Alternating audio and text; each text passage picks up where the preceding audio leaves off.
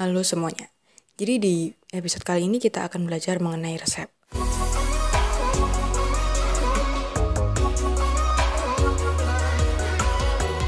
Apa sih itu resep? Resep itu merupakan tulisan yang dituliskan bisa oleh dokter, dokter gigi, ataupun bidan kepada apoteker. Nah, apoteker yang menerima resep tersebut itu wajib menyiapkan obat-obatan sesuai yang tertera di resep dan kemudian menyerahkan kepada pasien.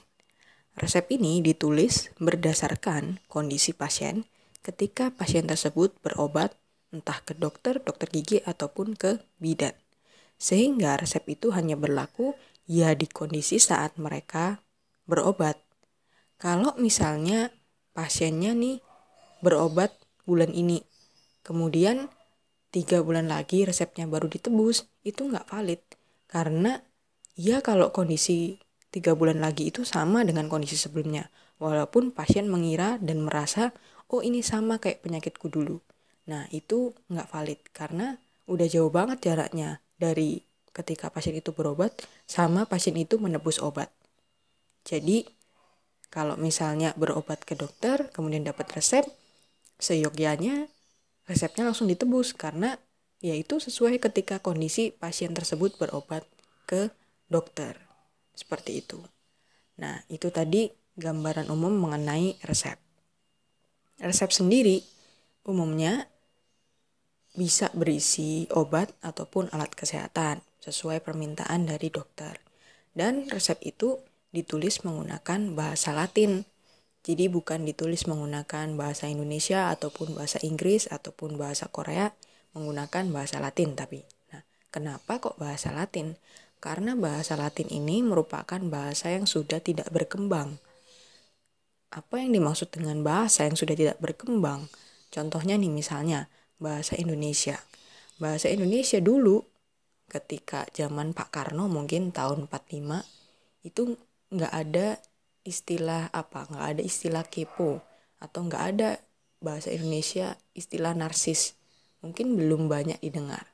Kemudian berkembang menjadi sekarang generasi Z mulai muncul istilah baru.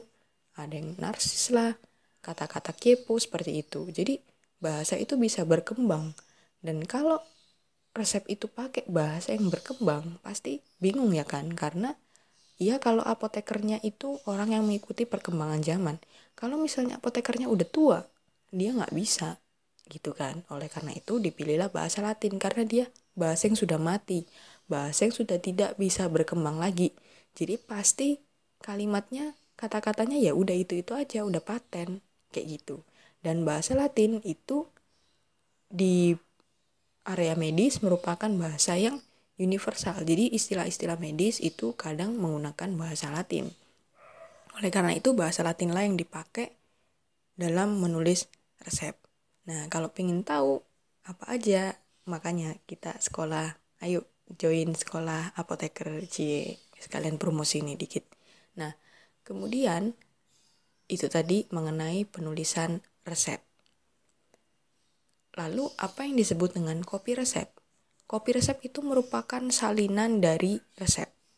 Nah, kalau tadi resep itu yang nulis adalah dokter gigi atau bidan, kalau kopi resep ini yang menulis adalah apoteker. Apotekernya menuliskan berdasarkan resep yang ditulis oleh dokter itu tadi. Jadi, apotekernya hanya menyalin saja, tidak mengubah ya, tapi menyalin. Menyalin apa yang sudah dituliskan kepada dokter. Kopi resep ini tujuannya apa? Tujuannya macam-macam. Bisa pasien itu minta kopi resep buat arsip dia, bisa untuk klaim ke asuransi, bisa untuk bukti izin sakit kalau misalnya dia emang benar-benar berobat untuk perusahaan seperti itu. Jadi tujuan dibuat kopi resep adalah macam-macam. Itu dari segi pasien. Kalau dari segi apoteker, kapan sih dibuat kopi resep? Ada macam-macam juga. 1, misalnya bila pasien meminta. 2, misalnya ketika misal dalam satu resep itu tidak ditebus seluruhnya oleh pasien. Jadi masih sisa. Misal dokter meresepkan obatnya 30 tablet, tapi pasien nggak bawa duit cuma nebus 15. Nah itu nanti apoteker akan memberikan kopi resep. yang diberikan info di situ bahwa hey ini loh pasien udah ngambil 15 biji, kurang 15 biji lagi, seperti itu. Resep aslinya dibawa oleh apoteker. Karena kalau misal resep aslinya dikasih, kan berarti pasien itu bisa beli 30 biji lagi, padahal udah dapat 15 biji.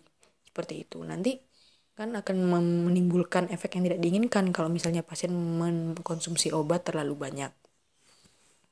Itu tujuan dari sisi apoteker ketika menuliskan kopi resep. Oke, jadi itu sekilas mengenai resep dan kopi resep. Jangan lupa untuk like, share, komen, dan subscribe, dan semoga bermanfaat. Thank you.